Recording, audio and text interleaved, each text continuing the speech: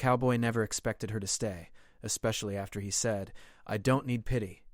The twin suns of the dust rim hung low in the sky, painting the vast red desert with streaks of gold and amber.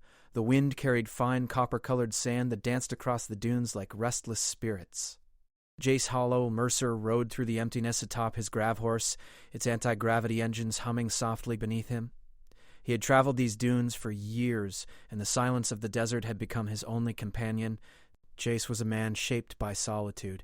His boots were worn, his coat dusty, and his eyes carried a quiet caution that made strangers think twice before approaching him. He had learned long ago that relying on anyone was a mistake. In the dust rim, trust was a currency few could afford, and Jace had none to spare. He scanned the horizon with his weathered goggles, noting the jagged canyon walls that marked the edge of the dust rim. That's when he saw it, a glint of metal buried in the sand, half hidden by a small ridge. Curiosity pricked at him, though he tried to push it away. Usually, metal debris in the desert was the remains of some old mining drone or a trader who had miscalculated the terrain. Most of it wasn't worth his time, but this piece of metal looked different. It was moving, barely, but enough to catch his attention. Jace nudged his grav horse forward, the sand crunching softly beneath its floating hooves. As he drew closer, he realized it was not a drone, but a cargo pod, tilted at an awkward angle, its surface scratched and scarred. Jace dismounted cautiously. He circled the pod, examining it. The airlock hatch was damaged, hanging slightly off its hinges. Something, or someone, was inside. "Hello?" he called, his voice rough from years of speaking to no one but himself. A soft cough answered him. A woman's voice. Jace froze. Visitors in the dust rim were rare. Uninvited visitors were dangerous. And yet, curiosity pushed him forward. He reached the hatch and pushed it open slowly. Inside the pod, huddled among scattered supplies and flickering control panels, was a woman. She had sharp eyes that seemed to see more than they should, and hair the color of midnight, tangled but striking. She looked at him warily, then smiled faintly. "You found me," she said. Her voice was calm, but it carried a determination that made Jace uneasy. "Who are you?" he asked, stepping back slightly. "What are you doing out here?" "I could ask you the same thing," she replied. "But I think I know who you are, Hollow." He tensed. That was the name people rarely used when speaking to him. Hollow wasn't just a nickname. It was the name that marked him as someone who preferred solitude, someone who didn't need help, or want it. "You must be lost," he said cautiously. "This desert isn't kind to strangers." "I'm not lost," she said quickly. "I'm on a mission, and I think you can help me." Jay shook his head. "I don't need pity," he said firmly. He wasn't sure why he said it, but the words felt right. He had spent years surviving on his own. Compassion, or the appearance of it, was dangerous. The woman tilted her head, unbothered. "I'm not here to pity you," she said. "I'm here because I need someone who knows this land. And that's you, Hollow." Jace's eyes narrowed. "And if I refuse, then I guess I'll find my way alone," she said with a hint of a smile, as if daring him to turn her away. Jace grunted and turned back to his grav horse. He didn't answer immediately. There was something about her confidence, her calm, that made him uneasy. Usually people in the dust rim either begged for help or tried to take what wasn't theirs. She did neither. She simply waited as if she belonged there. "Fine," he said finally, his voice low. "You can come with me, but don't think this means I owe you anything." She nodded, as though that were exactly what she expected. The journey began slowly. The wind picked up, sending small clouds of sand swirling around them. Lyra, she had introduced herself finally as Lyra, walked beside Jace's grav horse, her boots kicking up small clouds of sand. Jace noticed her carefully observing the desert, reading its movements as if it spoke to her. Most people ignored the subtle signs of the dust rim, but she seemed to understand it. "You've been out here a long time," she said, breaking the silence. "I've been surviving," he replied shortly. He wasn't in the mood for conversation. "You survive alone?" she asked, curious. "Yes," he said simply, not meeting her gaze. Lyra didn't press further. Instead, she glanced toward the horizon, where the canyon walls rose like jagged teeth. "The dust rim is beautiful in its own way," she said softly. Jace snorted. "Beautiful doesn't keep you alive out here." She smiled faintly. "Maybe not, but it does make you notice things." He didn't reply. The wind carried her words away, blending them with the soft hum of the grav horse engines. Jace had noticed many things in the desert: sandstorms, shifting dunes, the glint of metal buried in the sand, but he hadn't noticed her, not until now. As they approached a narrow canyon pass, Lyra paused and pointed ahead. "There," she said. "Do you see it?" Jace squinted. In the distance, half buried in sand, was the faint shape of a structure, like a tower rising from the dunes. Its metal walls were corroded and it leaned slightly, but it was clearly man-made. "A mining station," Jace said. "Abandoned decades ago." Lyra shook her head. "Not abandoned. Someone left messages here. Warnings?" "Warnings?" Jace asked, raising an eyebrow. "Yes," she said, "about something coming to the dust rim. Something that could change everything." He looked at her, skepticism written on his face. "And you think I care?" She smiled faintly. "I think you care more than you let on." Jace grunted and turned back to the canyon. He didn't answer, but something about her words lingered. He had survived alone for years, yes, but maybe that didn't mean he had to. The canyon narrowed and the wind picked up, carrying with it the faint metallic scent of the old mining station.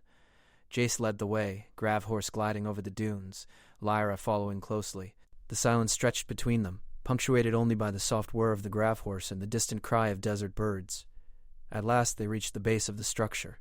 Jace dismounted, studying the tower. Its metal panels were scratched, and some were missing entirely, revealing the inner workings of long-forgotten machinery. Lyra stepped closer to the entrance, her hand brushing against the rusted metal. "The messages are here," she said softly. "We just need to find them." Jace sighed and shook his head. "You're going to get us into trouble. Or we're going to find answers," she countered. He glanced at her, noting the determination in her eyes. For the first time in a long while, Jace felt something stir within him. Curiosity. Perhaps even a spark of trust. Reluctantly, he followed her into the mining station, the shadows of the past stretching long across the dusty floor. Somewhere deep inside, he knew that this encounter would change things. He didn't know how yet, and he didn't want to admit it, but he wasn't entirely sure he wanted to be alone anymore. As they stepped further into the abandoned structure, the wind howled outside, carrying the stories of the dust rim with it, and in that moment Jace realized that perhaps some visitors weren't accidents. Some were meant to stay. The sun rose slowly over the dust rim, painting the red dunes in soft pink and orange hues. Jace Hollow Mercer adjusted his goggles as he mounted his grav horse, feeling the weight of another long day ahead. Beside him, Lyra moved with a quiet confidence, her dark hair catching the morning light. They had not spoken much since discovering the abandoned mining station. Words seemed unnecessary, or perhaps Jace preferred it that way. Solitude was his comfort, and sharing space, even with someone competent and determined, felt strange. But Lyra was different. She did not complain or demand attention. She simply moved with purpose, observing the desert, reading its signs as if it spoke to her. "You know," she said, breaking the silence, "you could at least introduce yourself properly. I keep calling you Hollow, but that's just a nickname." Jace snorted softly. "Hollow's what people call me. Works fine. Name's not important." "Maybe not to you," she said, "but it's polite to know who you're walking with, don't you think?" Jace didn't answer. He adjusted the saddle of his grav horse and kept moving. Lyra followed without complaint, keeping pace easily despite the uneven terrain. The canyon stretched out before them, narrow and twisting with red cliffs that seemed to rise endlessly into the sky. Jace's eyes scanned every shadow, every curve of the rock. The dust rim was full of surprises, and he had learned the hard way not to ignore them. "You seem to know this desert well," Lyra said, watching him. "I've been here long enough to survive," Jace replied shortly. "That's all anyone needs." Lyra tilted her head. "Surviving is one thing, thriving is another." "You could thrive if you let someone in." Jace glanced at her, frowning. "Thriving means relying on someone. I don't do that." She smiled faintly. "Maybe relying on someone isn't so bad if they choose to stay." Jace didn't answer. He had heard promises like that before, and most of them ended badly. But something about Lyra's calm confidence made him wonder if she was different. Hours passed as they navigated the twisting canyon paths. The sun climbed higher and the heat pressed down on them. Jace noticed that Lyra carried a small pack, not heavy, but clearly well prepared. She had water tools and a few devices that hummed softly. He had no idea what all of them were for, and he didn't ask. Curiosity was dangerous in the dust rim, sometimes more dangerous than hunger. Eventually, they came to a wide plateau overlooking a small valley. In the distance, they could see the remnants of another mining station partially collapsed, its metal skeleton glinting in the sun. Is that where we're headed? Jace asked. Lyra shook her head. Not exactly. But it's close. The messages I'm looking for might be nearby. Someone left clues here decades ago. Clues? Jace asked. He frowned. Why don't they just tell people what's going on instead of leaving clues in the desert? Because people don't always listen, she said simply. Sometimes you have to make them find the truth for themselves. Jace raised an eyebrow but said nothing. That was typical of the Dust Rim. Survival required cleverness, observation, and patience. Lyra clearly had all three. As they moved closer to the plateau, the wind picked up, carrying sand and dust across their path. Jace shielded his eyes with his arm, scanning the horizon. Watch your step, he said. The dunes shift. One wrong move, and you could be buried in sand in seconds. Lyra nodded, carefully stepping over small ridges. She didn't seem afraid. Jace had to admit silently that her calmness was remarkable. Most people would have panicked by now. They reached the plateau just as the sun reached its peak. Lyra pointed to a flat section of the rocky ground. There, she said. See those marks? Someone dragged something across the stone. Jace crouched down, examining the shallow grooves. Could be old mining equipment, he said. Or a scavenger looking for scraps. Maybe, Lyra said. Or maybe it's the first clue I was looking for. Jace gave her a skeptical look. Clues in the desert, that's a new one. Lyra ignored him and began digging lightly with a small tool she carried. Within minutes, she uncovered a small metal box, rusted but intact. She lifted it carefully and opened it, revealing several thin data strips inside. These are the messages, she said, her eyes bright with excitement. They were left by someone who knew the Dust Rim was in danger. Jace leaned over to look. The strips had old writing and holographic codes. He had no idea how to read them. And you can read this? He asked. Lyra smiled. I can. And I think it will explain why I'm here and why I need your help. Jace frowned. Why me? You know this land, she said simply. You know how to survive here. And more importantly, you know how to keep secrets. He looked away, uncomfortable. Keeping secrets had been his specialty for years. No one ever really knew him. But the thought of working with someone else, someone who might uncover parts of him he didn't want revealed, made him uneasy. Lyra seemed to notice his hesitation. I'm not here to change you, she said softly. I just need someone who can help me get through the Dust Rim safely. That's all. Jace grunted. Safe is relative out here. She laughed lightly. True, but we can try. For the next few hours, they continued across the plateau and into a smaller canyon. The sun began its slow descent, casting long shadows across the red rocks. The wind carried a quiet whisper, as if the desert itself were speaking. You know, Lyra said suddenly, I could handle this mission alone. Jace glanced at her. Then why are you still here? Because, she said, I think you might be more useful than you realize. Jace didn't respond. He wasn't sure if he liked the idea of being useful to anyone. And yet he didn't feel like sending her away. Not entirely. As night fell, they reached a small alcove in the canyon wall. It was sheltered and flat, perfect for setting up camp. Jace dismounted and began unpacking a small portable shelter from his grav horse, while Lyra set up a tiny energy heater to keep them warm. They ate in silence at first, each lost in their thoughts. Jace couldn't remember the last time he had shared a meal with someone other than himself. It felt strange, uncomfortable, but not unpleasant. You trust me, Lyra said suddenly, looking at him. Jace raised an eyebrow. Don't get ahead of yourself. I'm serious, she said. You let me stay, follow me through the canyon, that's trust. I call it convenience, he replied, though his voice lacked conviction. Lyra smiled softly. Maybe. But I'll take what I can get. As the stars appeared over the Dust Rim, Jace stared into the darkness. He didn't know if he could trust her, but something told him that having her here, whether he admitted it or not, was going to make a difference. Tomorrow, they would face the next challenge, decoding the messages and discovering what threat awaited the Dust Rim. But tonight, they rested. And for the first time in a long while, Jace felt that perhaps solitude wasn't the only way to survive. The desert was quiet, except for the soft hum of the grav horse and the distant call of a night bird. Somewhere in the shadows of the canyon, the secrets of the Dust Rim waited to be uncovered, and Jace and Lyra would uncover them together, whether he liked it or not. The twin suns of the Dust Rim had almost set, casting long golden shadows across the red dunes. Jace Hollow Mercer led his grav horse cautiously down the narrow canyon path. Beside him, Lyra moved with calm determination, her dark hair blowing lightly in the desert wind. For days now, they had been following the trail of the mysterious messages left behind in the abandoned mining stations. Each clue had revealed part of a larger puzzle, something that could protect the Dust Rim from being exploited by a powerful corporate faction. They had faced shifting sands, sudden sandstorms, and labyrinthine canyon paths that seemed to have no end. Through it all, they had relied on each other, and Jace could feel a strange bond growing. He tried not to think about it. He told himself that trusting her was necessary for survival, nothing more. But there was something in the way she moved through the desert, in the quiet confidence of her gaze, that made him question years of solitude. "Do you know what this place used to be?" Lyra asked softly, pointing to a cluster of metal structures ahead. Jace squinted.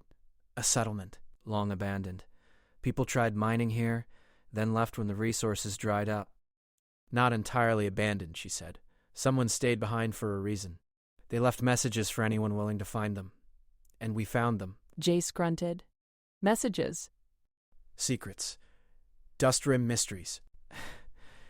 "Sounds like you're trying to make a story out of an old ghost town."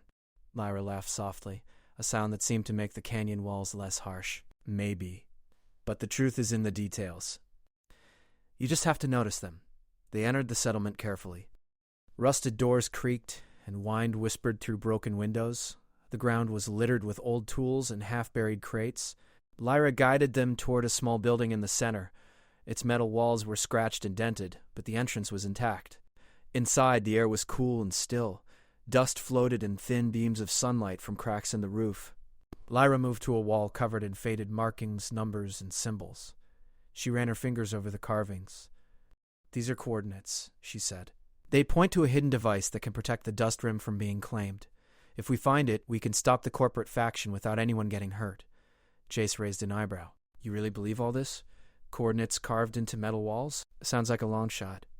Lyra smiled. "Long shots are all we have sometimes." They spent the next hour decoding the markings. Jace watched her work with quiet amazement. She had patience and skill, noticing patterns he would have missed. He found himself asking questions, not because he didn't understand, but because he wanted to hear her thoughts. "Why do you care about this place?" he asked finally. Lyra paused, looking at him. "Because someone once protected it for me. I want to do the same for others, and I don't want to be alone in it." Jace looked away. He wasn't used to this kind of honesty, but he didn't dismiss it. Instead, he let it hang in the air, heavy but comfortable. By evening, they had traced the coordinates to a small dune field near the edge of the canyon. Lyra explained that the device was buried beneath layers of sand, hidden to prevent discovery by those who would misuse it. "Ready?" she asked, pulling a small tool from her pack. Jace mounted his grav horse. "Ready enough," he said. They worked side by side, brushing away sand and shifting small rocks. Lyra's hands were steady, precise. Jace's were strong, careful, and methodical. The desert around them was quiet, as if it were holding its breath. Finally, they uncovered a small, sleek device half buried in sand. Lyra examined it carefully, her eyes shining with triumph. "We found it," she whispered. Jace nodded, a rare smile tugging at the corner of his mouth. "Not bad, for a couple of strangers in the desert." Lyra laughed softly. "We're not strangers anymore, Hollow." He glanced at her. The nickname sounded different now, softer, almost familiar. He didn't know when the change had started, when her presence became more than a curiosity, more than a mission partner. But he felt it in the quiet warmth of the evening, in the way the desert seemed less lonely with her by his side. "Think this will really work?" he asked. "I do," she said. "But it needs to be activated properly. And that requires both of us." They spent the next hour connecting the device, following instructions left by whoever had built it decades ago. The sun dipped below the horizon, leaving the sky painted in brilliant shades of purple and gold. As the device hummed softly to life, Lyra looked at Jace with a smile of satisfaction. Jace nodded, letting himself feel a rare sense of accomplishment. "We did." For a moment, they just stood there, listening to the soft hum of the device and the quiet desert around them. Jace realized that for the first time in years, he didn't feel the constant edge of solitude. He didn't feel the need to push everyone away. "Lyra," he said finally, his voice low, "you're staying, aren't you?" She tilted her head, studying him. "I am," she said softly, "because I choose to be. Not out of pity, not because I have to, but because I want to." Jace exhaled slowly, letting the words sink in. He had spent so long believing that relying on someone meant weakness, but now he understood it could mean strength. Strength shared between two people who cared about the same thing, who trusted each other enough to stand together. "Good," he said finally, a small smile breaking through. "Then I guess we're partners." Lyra grinned. "Partners," she agreed. The desert night fell completely, the twin moons casting silver light across the red dunes. The wind was soft now, almost gentle, and the stars sparkled overhead. For the first time in a long while, Jace felt a sense of peace. He had faced the dust rim alone for years, but now he realized he didn't have to. "Where to next?" he asked.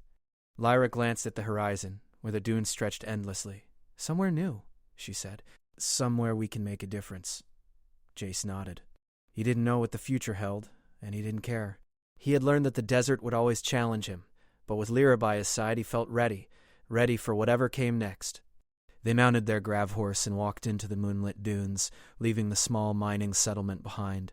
The device safely secured, the dust rim was protected for now, and the bond between them had grown into something neither could ignore. The desert was vast and full of secrets, but for Jace, it no longer felt lonely.